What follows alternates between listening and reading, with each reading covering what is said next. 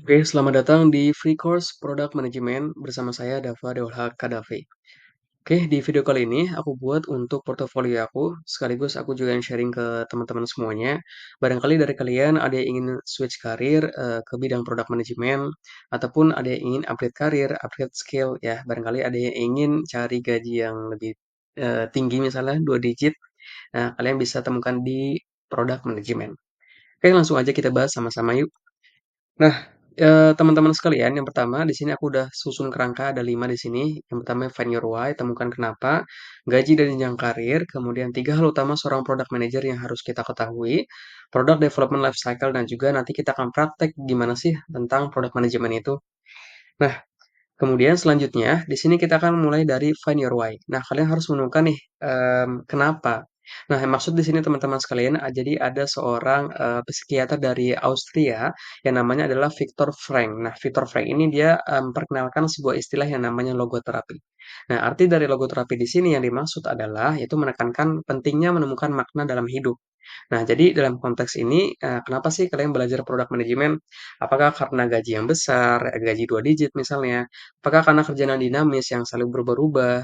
Apakah karena tantangan? Apakah karena suka mengatur? Kemudian apakah karena jenjang karir yang luas, yang bagus? Dan apakah karena kalian pengen buat startup misalnya?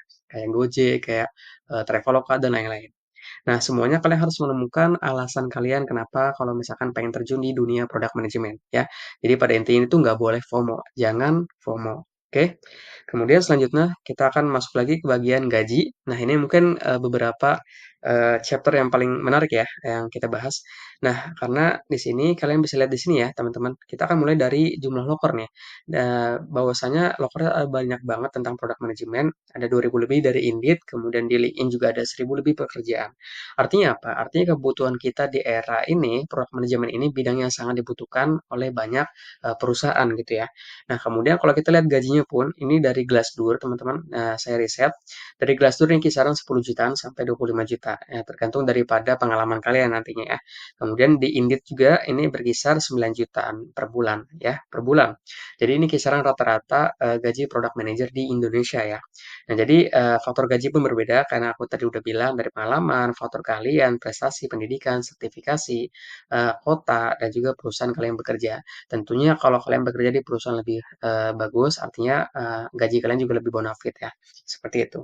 Kemudian selanjutnya gaji farm ya, kemudian kita masuk ke jenjang karir.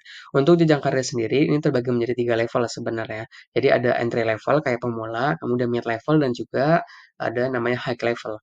Nah, entry level itu seperti associate product manager, jadi kayak seorang product manager pemula ya.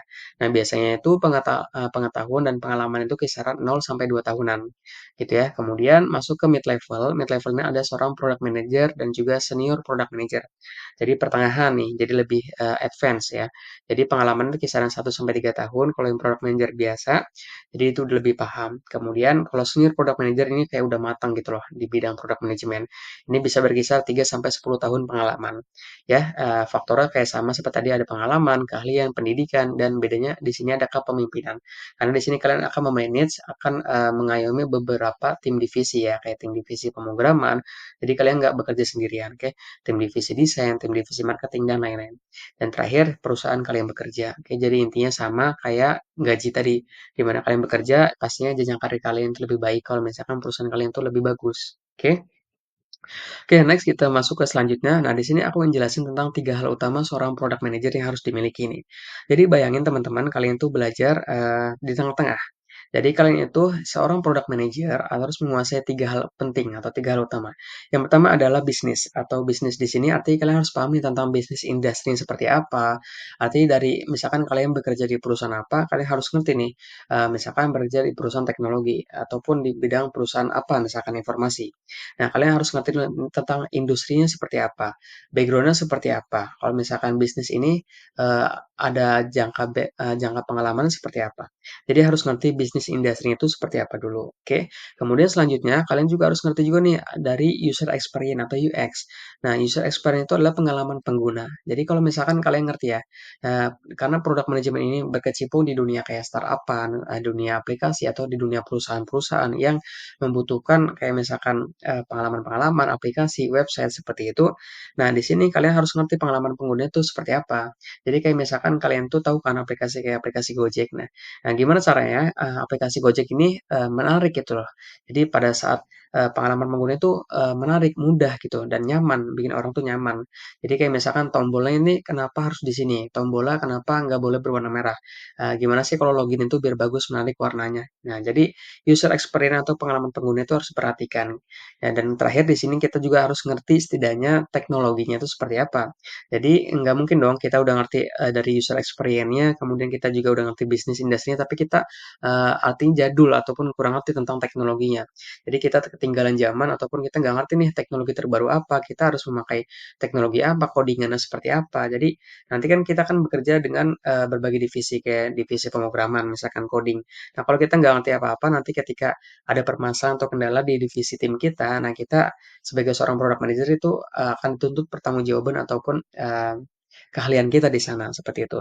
Nah, sehingga seorang product manager ini harus setidaknya berada di tengah-tengah nih posisinya. Jadi harus menguasai bukan menguasai sih, harus setidaknya mengerti setidaknya daripada basic dasar dari bisnis industri, kemudian dan juga user experience dan terakhir adalah teknologi.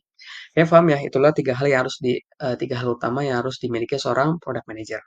Kemudian next selanjutnya kita akan bahas tentang product development life cycle. Nah, product development life cycle adalah kalau bahasa Indonesia artinya siklus pengembangan hidup produk. Nah, di sini teman-teman sekalian, kayak produk itu kita harus clear dulu ya, sama-sama kita satu referensi, bahwasanya produk itu bukan kayak produk-produk fisik gitu ya, bukan cuma produk kayak gitu doang, kayak yang bisa digenggam, telepon, enggak. Tapi produk juga berbagai semacam kayak fitur, kayak berbagai fitur produk, kayak misalkan pembayaran itu termasuk kayak produk teman-teman. Ya kayak misalkan program-program itu juga termasuk produk. Nah, jadi jangan sampai kalian nganggap produk itu cuma kayak produk fisik ya, gitu. Nah, saat kita membuat namanya pengembangan produk, ya ada tiga tahap utama nih sebelum kita masuk ke fase pengembangan produk itu seperti apa. Jadi yang pertama adalah define the problem, nah define the problem, kemudian find a solution, yang kedua dan terakhir adalah deliver atau mendeliver ya. Nah, yang pertama dari define the problem, artinya di sini kalian tuh harus kita harus mencari nih problem-problem apa aja sih atau kita memframing apa aja sih problem-problem ataupun masalah yang dimiliki oleh customer ataupun calon pelanggan. Nah, kemudian dengan cara apa kita mencari masalah? Satu, bisa kalian lewat interview.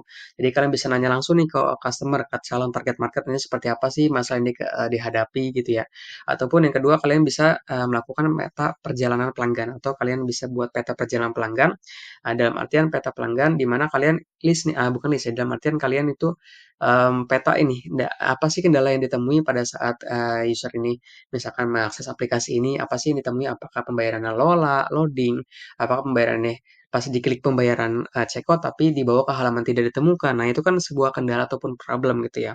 Jadi nanti teman-teman sebagai seorang product manager di tahap pertama di vendor problem harus menemukan masalah di list nih masalahnya apa aja dari seorang customer ataupun calon pelanggan gitu ya. Nah, kemudian yang kedua adalah find a solution. Nah, di sini kalian harus mencari solusinya apa? Kan nggak mungkin ada masalah doang.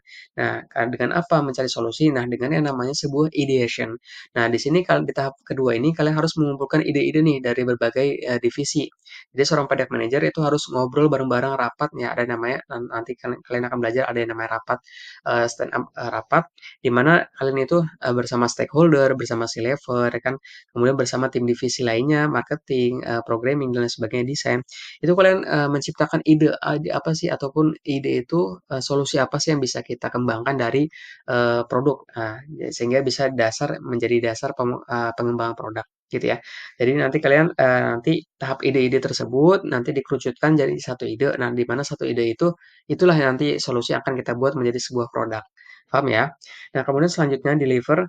Nah, di deliver ini artinya kita setelah produk itu kita sudah punya idenya, nanti kita membuat nih. Jadi sehingga di sini kayak tim back end daripada development dan juga front end development atau di dunia coding ya, seorang pemrograman, divisi pemrograman itu bikin produknya dalam bentuk apa? Dalam bentuk prototype. Nah, di sini prototype itu kayak misalkan akses kasarnya gitu, kayak modul modul kasar awalnya itu kayak sketsa awalnya itu seperti apa. Jadi kayak mentahan produknya itu seperti apa, jadi bukan produk jadinya, oke. Nah, setelah di-deliver-nya, setelah 3 tahapan ini, barulah kita masuk ke 4 fase pengembangan produk. Yang pertama di sini ada introduction, kemudian di sini ada growth, dan ketiga adalah maturity, dan keempat adalah decline. Aku akan bahas satu-satu.